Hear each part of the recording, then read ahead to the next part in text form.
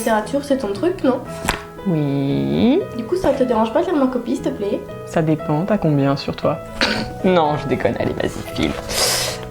Alors... Gna gna gna... Personnage principal, personnage éponyme... Bah, t'as fait une hippalage?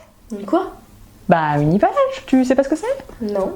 Alors, laisse-moi te raconter la légende de l'hippalage. Et merde. Il était une fois, il y a très très longtemps, dans une contrée très très lointaine, un vieil homme un peu grognon, un peu solitaire, un peu asocial, un peu... Bref, il aime personne, papy. Et il est pas hyper cool non plus. En plus de n'aimer personne, il déteste cordialement à peu près tout. Son seul plaisir était la lecture, c'est la lecture son seul plaisir. Un jour, son bon voisin vint lui demander du sucre. Le vieillard ne bougea pas, pensant pouvoir feindre de ne pas être chez lui. En gros, il fait le mort quoi. Oui, comme tata après une grosse cuisse.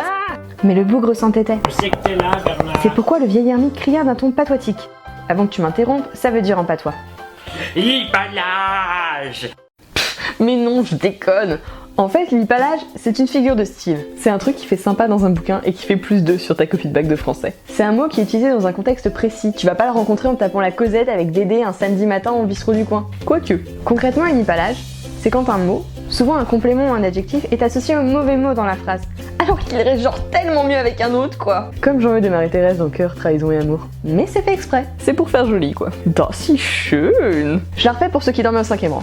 Une hippalage, c'est un truc qui est associé à un truc, mais qui irait beaucoup mieux qu'un autre truc de la même phrase. Est-ce que je me suis bien fait comprendre? Plus visuellement, c'est comme si dans une phrase, un homme était avec sa maîtresse, alors qu'il irait tellement mieux avec sa femme qui est 6 syllabes plus loin, coincée entre le verbe et la virgule. Et maintenant, parce que je suis super sympa et que je donne des jolis exemples, l'instant littérature.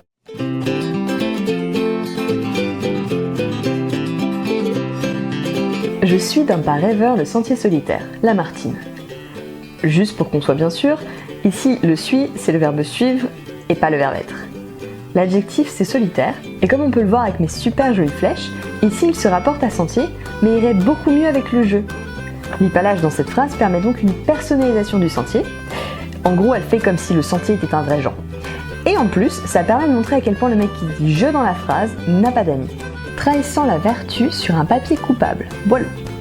Petit point d'orthographe, vertu ne prend jamais de E. Je sais que vous le savez, mais au cas où. Ici aussi, l'hippalage sert de personnification. L'adjectif c'est coupable, il qualifie papier, et en plus, il crée une opposition avec vertu, ce qui donne à la phrase une image forte. En plus, ça te certifie que Boileau envoie du pâté. C'est bon, tu peux reposer le Prozac, c'est fini. Et si t'as du mal à retenir, dis-toi qu'une hippalage, c'est quand le complément n'est jamais là où on l'attend. Un peu comme le double P dans Appelé en fait.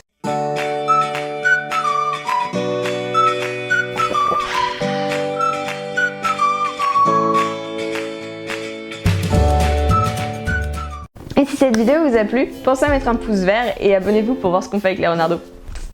Tu vois, c'est ça qui merde. Je la sens.